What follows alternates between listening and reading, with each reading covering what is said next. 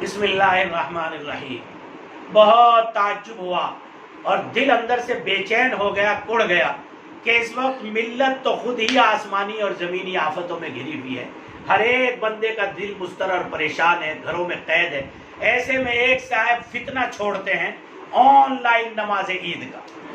ارے اللہ کے بندے، بات کرنے سے پہلے یہ بھی سوچ لیتے کہ یہ بات جمہور کے، سواد اعظم کے بالکل خلاف ہے۔ کہاں سے لائے تم یہ آن لائن؟ سارے کام آن لائن کرنے لگو گے تو ان مساجد کا کیا مسئلہ رہا، ان خانقاہوں کا کیا مسئلہ رہا، ان مدارس کا کیا مسئلہ رہا، قرآن و حدیث کی تعلیمات کا کیا مسئلہ رہا؟ میں امت کے ذی شعور اہل حق اور اہل ایمان کو تاکید کرتا ہوں، جب بھی یہ ویڈیو آئے آن لائن نماز کی، اسے فوراً ڈیلیٹ مار دیجئے۔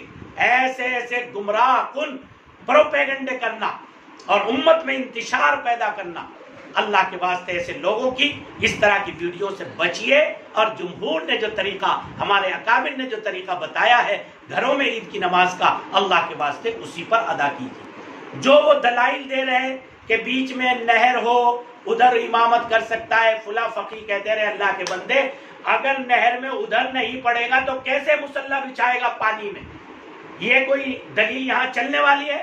امام اعظم حنیفہ رحمۃ اللہ علیہ کے یہاں ایک سب کا گیپ جو ہے وہ دوسرے تسلسل میں نہیں ہونا چاہیے۔ اور پھر میرے ایک چند سوال ہے آن لائن نماز کی وکالت کرنے والوں سے۔ آن لائن کر رہے ہو نا ان کو خوش کرنے کے لیے، تو سنو، جس وقت میں آپ نے موبائل آن لائن لگا کے سیٹ اپ کر کے رکھا تو رکھا ہی تھا، اور آپ نے شروع کی نماز، نیٹ ورک کمزور ہو گیا، اب آپ کی آواز نہیں جا رہی ہے، نہ نقل و حرکت جا رہی ہے۔ نمبر ایک، اس کا سوال کا جواب دیجئے، کیا حل ہوگا آپ کا؟ آپ تو نماز میں ہیں۔ نمبر دو، بچہ کھیل رہا تھا، چونکہ یہ آن لائن موبائل آدمی نے گھر میں رکھ رکھا ہے، معصوم بچہ چھوٹا سا آیا بھاگ کر اور اس نے موبائل اٹھا کر کے لے گیا، کیا کرے گی تمہاری آن لائن نماز؟ تیسرا، سسٹم کو کسی نے ہیک کر لیا اور آپ کی آواز ہی نہیں گئی، آپ غائب ہو گئے، تو لاکھوں نمازی جن کو آپ اپنے پیچھے پڑھانے کی وکالت کر رہے ہیں ان کا کیا ہوگا؟ چوتھی بات، اگر نماز آپ آن لائن پڑھ رہے ہیں وہ موبائل میں دیکھ کر کے آپ کو پڑھے گا تو آپ کو گویا موبائل میں دیکھ کر تعلم، یعنی گویا کہ علم حاصل کر رہا ہے، تو اللہ کے بندے تعلم میں تو نماز میں تعلم جائز ہی نہیں، تو نماز کہاں سے ہو جائے گی؟ اور بھی بہت سی باتیں ہیں۔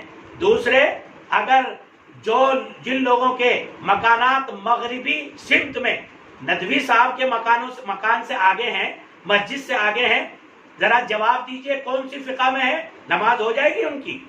کسی بات کو کرنے سے پہلے اور امت میں انتشار ڈالنے سے پہلے تمام چیزوں کو سوچا کریں۔ آپ دلائل تو ایسا پیش کرتے ہیں کہ جیسا کہ معلوم ہوتا ہے کہ ساری دنیا میں آپ سے علاوہ کوئی علم پڑھائی نہیں، ساروں نے گھوڑے اور گدھے چگائے ہیں، سارے دارالعلوم نے اب تک فضلہ تیار ہی نہیں کیے، صرف علم آپ کے پاس ہے، اور جب آپ سے اس کا دلیل جواب مانگا جاتا ہے تو آپ وہاں گم ہو جاتے ہیں۔ اللہ کے واسطے کیوں کرتے ہو ایسے انتشار کی باتیں؟ کیوں ہٹتے ہو سواد اعظم اور جمہور سے؟ آپ ہی کے بزرگ اور ساری دنیا کے مسلم بزرگ شخصیت حضرت مولانا علی میاں ندوی نے خطبات علی میاں ندوی جلد، میرے اس وقت ذہن میں صفحہ 348 پہ شاید حضرت نے لکھا ہے، میں دنیا میں تقابلی مطالعہ کیا ہے اور مذاہب اور تمام اربع فقہی تمام اس کا مطالعہ کیا، اس طرح کا تقابلی مطالعہ کرنے والے لوگ کم ہیں، لیکن میں بات امت کے علماء سے کہتا ہوں، کچھ بھی کریے لیکن جمہور کے طرز سے نہ ہٹیے، جمہور کی راہ سے نہ ہٹیے۔ وہ اعتدال کی راہ ہے، مؤید من اللہ ہے، اور 1400 سال کے عرصے میں ہر دور میں اللہ کی تائید کا پوری دنیا نے اس کے ساتھ مشاہدہ کیا ہے۔ میں بہت چھوٹا آدمی ہوں، چھوٹی منہ بڑی بات، لیکن میں اپنے محترم حضرت مولانا سے بہت عزت اور وقار کے ساتھ یہ کہنا چاہتا ہوں، اللہ کے واسطے اکابر کی جوتیوں ہی میں رہیے تو عزتیں ملے گی، ورنہ تو مسلم پرسنل لا بورڈ، علی میاں ندوی کا وہ روحانیت کا مرکز ندوۃ العلماء، وہاں سے آپ کے رشتے کا کٹ جانا، کیا آپ کو اب بھی شعور نہیں آیا؟